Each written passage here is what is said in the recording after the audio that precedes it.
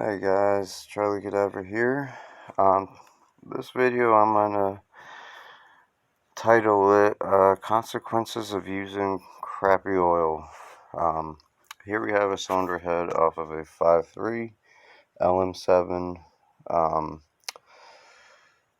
It has about roughly 200,000 miles on it, and my mom bought it for dirt cheap because it needed head gaskets.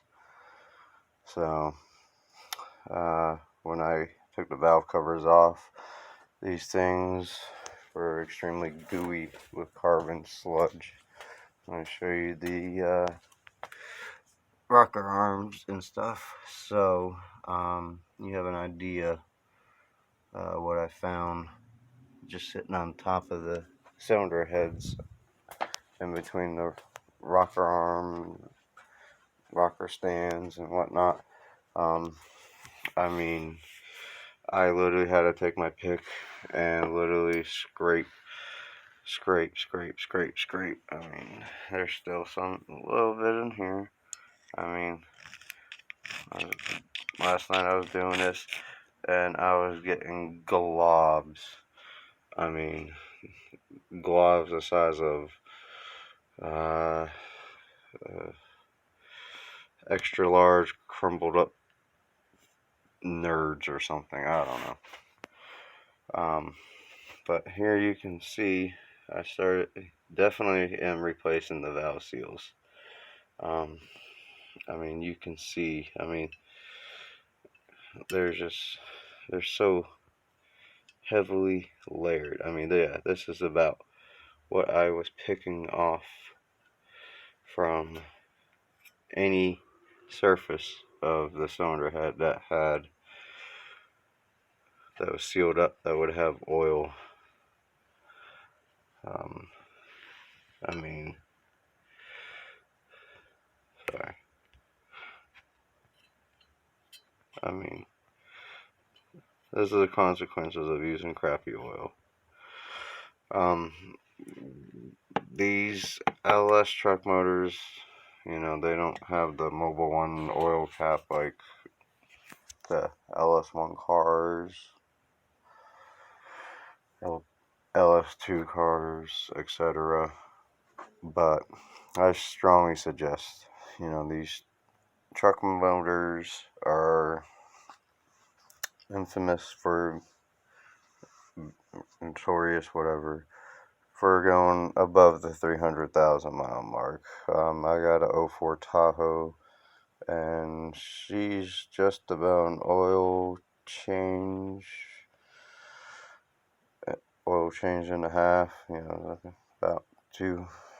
about 6,000 miles, 6,000 and change, maybe 1,000 miles, 6,000 miles away from hitting the 300 mark. So, and I guarantee you that last time I took the valve covers off, they didn't look anything like these. However, I've only put the last 60,000 miles on that Tahoe, but still, they're not nearly as bad as this. So, I really strongly suggest using synthetic, or even a blend, 100%. I wouldn't even bother with high mileage, to be honest. Yeah, it has some minerals and whatnot, but with today's technology and the bearings and everything, I mean, using synthetic, I mean, makes dry starts so much better. Cold starts, whatever you want to call them, and you will not have this, I promise you. I mean, remember what those rocker arms look like that I just showed you. So, you know, of course, if you get full synthetic, you know, 520, 530, of course, these Gen 3s take 530. They're going to say Dexos on it, so you know it's GM approved, but it's full synthetic anyway, so it's fine. Now, one thing to be wary of A lot of people think Mobil 1, blah, blah, blah. Well, the original Mobil 1 formula is only in the extended performance. The plain Jane silver bottle, standard full synthetic Mobil 1 bottle, whatever you want to call it, that is not the original Mobil 1 formula. So, not that it really is going to make a huge difference.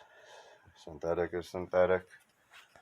It has all those good detergents to keep your motor clean from the inside out. If you've ever taken an engine apart that's always had synthetic, you know what I'm talking about. So, anyway, I was gonna show the difference about oil filters too. While I was, figured, well, I'm on the oil subject. Might as well do like a whole little do's and don'ts for doing a loft. For those do-it-yourselfers or even other master techs like myself. There's something about oil filters, and I'm not talking about the paper and this and that. Oh, Fram's garbage. I'll tell you one thing. I strongly suggest stick with your manufacturer filter. GM, stick with Delco. Ford, stick with Formoco or Motorcraft. Sorry. Mopar, Chrysler, Jeep, etc. There's something on, now I'm not talking about the cartridge style ones, the paper ones. I'm talking about the canister ones. When I was getting out of the military, I kind of weaseled my way into the dyno shop that was local, working off, based off commission.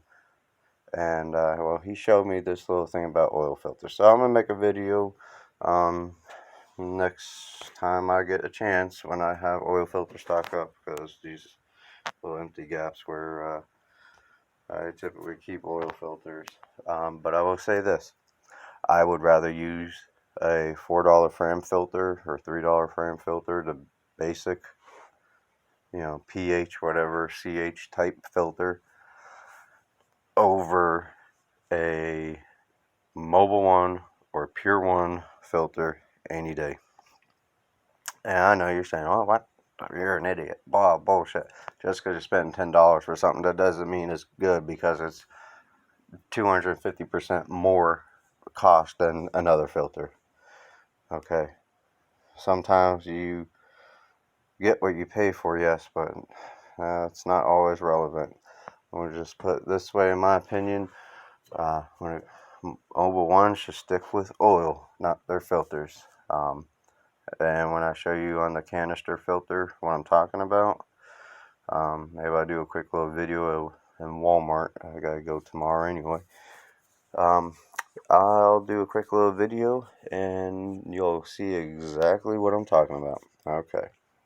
Alrighty. Well, have a safe one. If you're me or like me, don't give a shit about safety. So burn them if you got them.